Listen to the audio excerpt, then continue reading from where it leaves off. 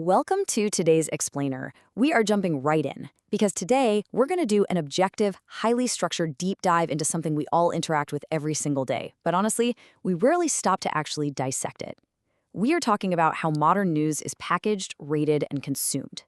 Think about it. We are constantly bombarded with information, but how often do we look under the hood at the machinery building those narratives? Well, today, we are putting two entirely different news formats under the microscope to see exactly how they are engineered to capture our attention.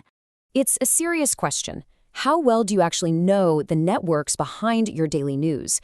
I really want you to critically evaluate the origins of the information you digest. Because, when you pull back the curtain on these media organizations, you find some incredibly fascinating histories, highly complex financial structures, and really specific editorial strategies that completely shape your understanding of the world. All right, part one, the epic media empire. So to really understand this sprawling, multilingual ecosystem, we have to trace their timeline, and it's a wild ride. This started literally as a basement operation in Georgia, founded back in the year 2000 by John Tang and other Chinese-American practitioners of the Falun Gong spiritual movement. Now, their initial stated goal was to combat Chinese Communist Party censorship, but their growth over the years, absolutely massive. They launched an English edition in 2003, and then right around the 2020 election cycle, their revenues skyrocketed. We're talking a jump from $15.5 million to over $70 million, officially evolving into a global right-wing media powerhouse. Now, what's really fascinating is how real users actually interact with their digital products. Take this review from the Google Play Store for their print edition app. Users, like Damon F. here, highly value a structured, distraction-free reading format. This network clearly understands that a huge segment of the audience is just exhausted by pop-ups, right? They're tired of endless scrolling. They want that curated, definitive feel of a physical newspaper, but right on their phones. It is a very, very intentional packaging of the news. Moving on to part two. Bias and reliability ratings. As informed consumers, we don't just guess at a network's slant, no way. We look at independent metrics from organizations whose sole purpose is to analyze media integrity. So let's look at the side-by-side bias ratings from two of the biggest industry watchdogs. Media Bias/Fact Check rates them as right-center, with mostly factual reporting. And over on the other side, Ad Fontes Media rates them as skews right, with a reliability score of 35.35. The consensus is pretty clear, right? Both major watchdogs agree on the right-leaning editorial stance, but both also acknowledge its generally reliable and analysis-heavy nature and its current form. But actually, that current form is a fairly recent development.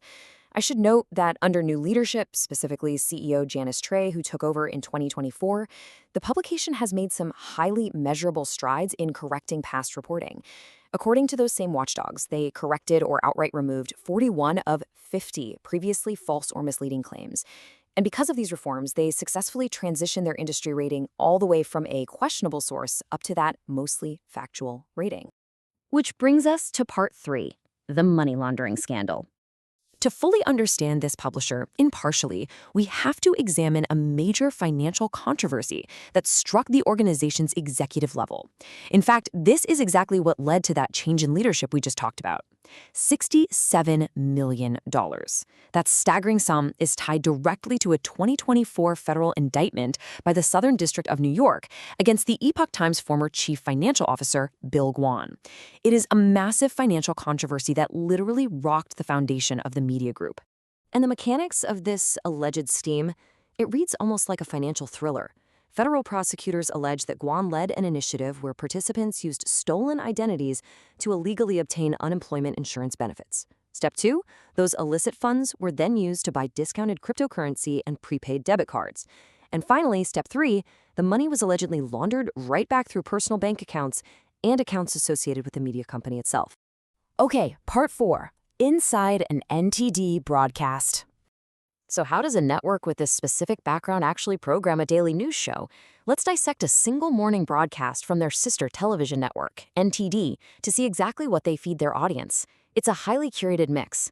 On the economic front, you have deep analysis of high-stakes US-China tariff wars and gold hitting $3,200 an ounce. But then, they seamlessly blend this with lifestyle and societal issues. You'll see a segment on reversing type 2 diabetes through intermittent fasting, right next to a First Amendment lawsuit involving a Vermont Christian school and a transgender athlete. It is a very deliberate, calculated recipe of global stakes, personal health, and culture war issues. Zooming in on that same broadcast, I want to highlight a specific health and lifestyle segment exploring retail therapy. The network brought on a psychiatrist to explain the underlying psychology of why we spend money during stressful economic times. And they broke down how economic anxiety pushes people to shop, not for the items themselves, but for the emotional desire to just feel in control when the world around them feels utterly chaotic. The absolute most crucial point here is captured perfectly by this incredibly punchy quote from their guest, Columbia University psychiatrist Dr. Mina Mirholm. She told viewers, "It's designed to empty my wallet, not fill my heart." I mean, wow, right? She explained that when we shop under stress, we are hungry for an emotion, like comfort or status. But an online shopping cart simply cannot provide real comfort. It's a brilliant example of how this network packages very relatable human interest advice right alongside intense geopolitical news. Let's completely shift gears. Part 5. Global News, India Live. To contrast that highly packaged network we just looked at, let's dive into the raw, frantic nature of international live breaking news. This is like drinking from an informational fire hose. Let's trace the minute-by-minute timeline of the News 24 India Live ticker from May 7th. At 12:09 p.m., there's a high-stakes political standoff for government formation as actor-turned-politician Vijay meets the Tamil Nadu governor. Less than an hour later, at 1:06 p.m., a completely different regional cabinet takes their oaths. And just 20 minutes after that, an urgent update drops about a school bomb threat in Punjab. It jumps chaotically from regional politics to an immediate public safety crisis, with absolutely no narrative bridge whatsoever. So, what is the big takeaway from this explainer? It's the vast, almost unbelievable difference between these two methods of information delivery. On one hand, you have a highly produced, narrative-driven media analysis. The stories are meticulously selected to fit a broader worldview. They're graded by watchdogs and presented with high production value. On the other hand, you have raw, localized, minute-by-minute informational updates. No overarching narrative at all, just a continuous, frantic stream of what is happening right this very second across a massive geography. I want to conclude this explainer with a final, provocative thought for you. How does the format of your daily news actually shape your understanding of the world? Think about it. If you only consume curated analysis, are you missing the raw facts on the ground? But conversely, if you only consume a frantic live feed, do you lack the context to understand what those facts really mean? The medium truly is the message. I challenge you to really reflect on how your own media consumption habits construct your daily reality. Thank you so much for joining me today, and keep asking questions.